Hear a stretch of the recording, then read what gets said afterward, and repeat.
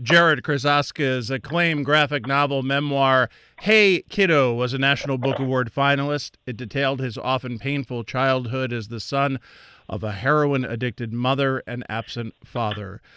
The follow-up is Sunshine, an account of being a teen counselor at Camp Sunshine in Maine, where he learned about the hope and determination that gets people through the most troubled of times. Jarrett is a New York Times best-selling author, a two-time winner of the Children's Choice Book Award for the third to fourth grade book of the year, an Eisner Award nominee, and the author and or illustrator of more than 30 books for young readers. The latest is Sunshine, and it's a great pleasure to welcome back to our program Jarrett Krosoczka. Thank you very much, Jarrett. Good to have you. It's good to be here, and thank you for that generous introduction. Well, it's very nice to have you back. Let me just talk about Hey Kiddo for a moment. We had you on for that book when it was just in its, I think, hadn't even been out a full week, and then that book just took off. Were you surprised by the nerve that touched in people? Hey Kiddo was a tricky book for me because previous to Hey Kiddo, I was not known for doing heavy work, right? I was known as the lunch lady guy who makes these fun, affable comics about a crime-fighting lunch lady. Those comics were very campy. I did the Jedi Academy series. I did several picture books.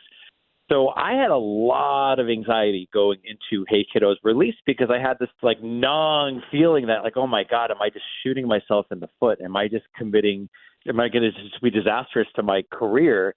And, it ended up being the biggest book of my career. And I think in large part because I was just so brutally honest about the experience of being the child of a person dealing with addiction. And, I think that, the math of it never seems to work out, that the more specific you get with your story, the more universal it becomes.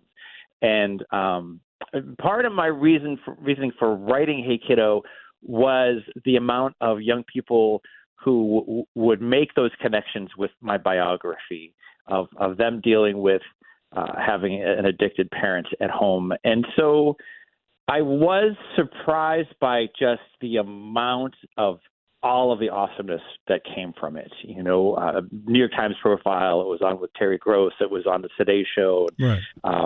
It's like a big old laundry list of awesome things that happened.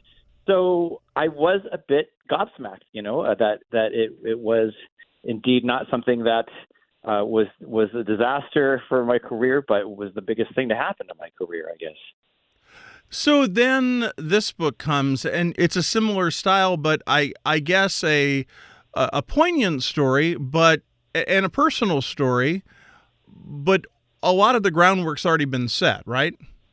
Yeah, so Sunshine is about my time working with kids with pediatric cancer, which again isn't it isn't an easy elevator pitch, regards to just like Hey Kiddo was not an easy elevator pitch. It's about a kid who's dealing with his mother's heroin addiction.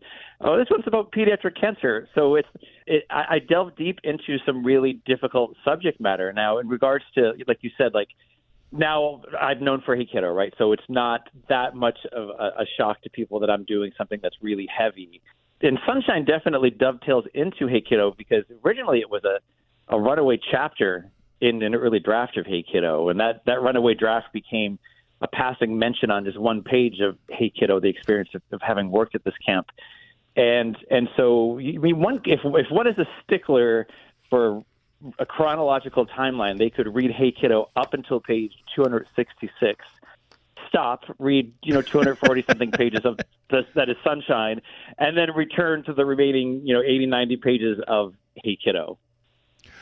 What was it about that story from that one page and as you say it when it became a runaway, that you realized that you had something that was book worthy, in the sense of you had a lot there to tell and obviously had a lot to say? Well, when my editor, David Levithan, was working with me on Hey Kiddo, he took this chapter out and he said, if there was ever to be a second book, I think this would be it. And what he taught me about memoir, he said, don't write Hey Kiddo as if it's the only chance you'll ever have to write about your life. I mean, I think so often we conflate memoir with autobiography, and they're two very different things. a memoir isn't necessarily even about the person who's writing it. It's about the experience that they're having in a certain time of their life. And I think we all have infinite memoirs in us because, your beginning and middle and end is not your birth, middle age, and death. Your beginning, middle, and end, it happens over and over and over again. And those stories overlap. Sunshine takes place within a week. Hey Kiddo takes 18 years to unfold. I'd like to someday write a memoir that takes place in 24 hours. And so I have on my hands what I'm calling the Kiddoverse, where I take other parts of my lives to tell stories. And my wife has made it very clear to me that I have permission to write up until our wedding day, and then I'm done. You're done. Yeah. Enough of that. And then our private life begins. Yeah, exactly. The subtitle, How One Camp Taught Me About Life, Death, and Hope. How did you get the gig at Camp Sunshine? My name was pulled from a hat.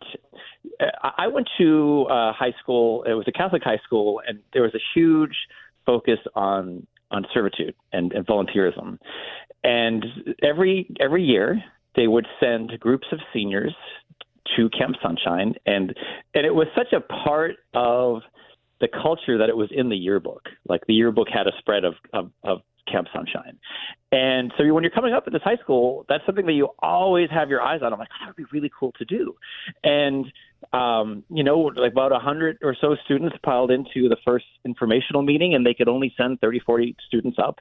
And they picked names from a hat. And, I remember there being some buzz of like, oh, no, it was rigged. But like when you looked at all of the students that were chosen to go, it was so clear it was chosen from a hat because it wasn't all the kids who got straight A's and well behaved, right? Like, as I say in the book, it was like the stoners, the AP nerds, the theater geeks, like everybody wants to go. I mean, it was very much like the Breakfast Club, where you're like, you have all of these kids, like none of us would have sat together at the lunch table. Right. And now we're living together for a week, having this really intense experience. And, my name being drawn from that hat, it absolutely changed the trajectory of my life. What was it about that time that had such an imprint on you? And what ultimately you remember, because it's obviously heavy, but it's also so life-affirming. It was a joyous experience. I mean, I think that, my grandmother never could understand why I would want to do this kind of work. And I think some people from the outside might feel the same way because, you hear kids with cancer and automatically your mind goes to tragedy. But those kids are kids. They're kids first before they're kids with cancer. And those kids are funny. Those kids are rambunctious. Those kids are silly. Those kids want to get in trouble and push the limits and boundaries. And I just learned so much about what it's like to be in service to others, that no matter how much work you put into volunteerism, you get so much more out of it. I learned what it was like to understand that I wasn't the only kid that had problems at home. I got to see how other people reacted to their traumatic experiences. And I really had found family within this program. When you look at what you did, give us a sense of your jobs at the camp and some of those experiences of getting to know these kids. So the way that Camp Sunshine is set up, and it's a camp where the families go completely free of charge, and it serves the whole family. And so every volunteer is assigned a family to sit with at meals and make sure that they have everything they need, make sure that the parents can just sit and relax and enjoy their meals while you're getting the food for the kids. And then in between meals, you're assigned to different age groups.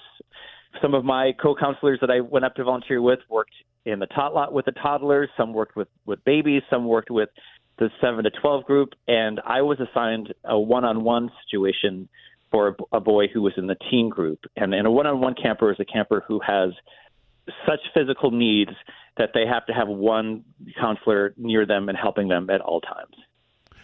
When you thought back on it, were you surprised by how meaningful it had been and how you relied on that time?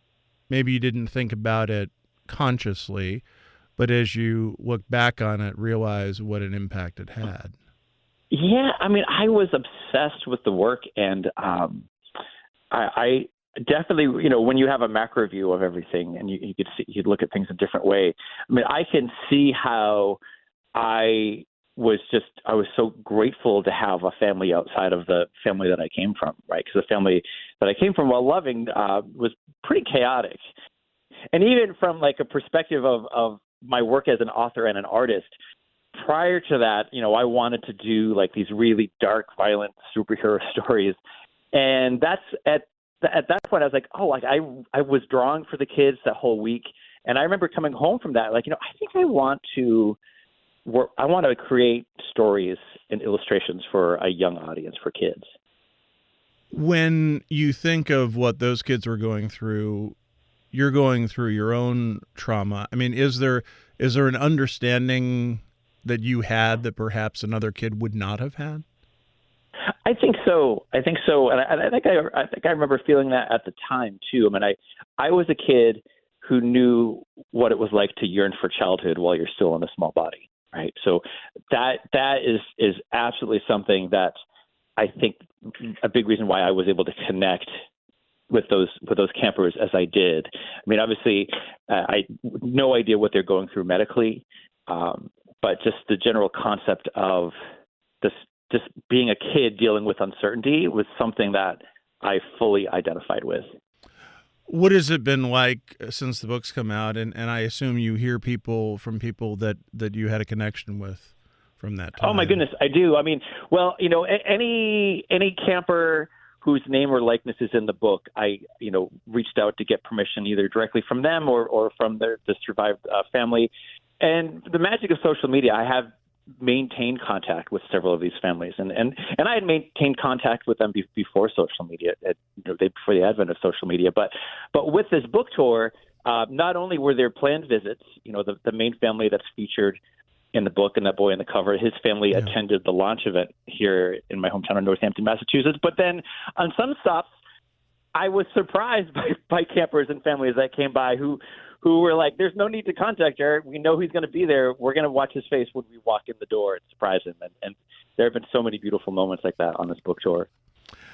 Again, the name of the book is Sunshine. Jarrett Krosoczka, thank you so much for being with us. A great pleasure. Well, thank you, Mr. Donahue. I appreciate it. Again, Jarrett Krosoczka's new book is Sunshine, How One Camp Taught Me About Life, Death, and Hope. It is published by Graphics. You're listening to The Roundtable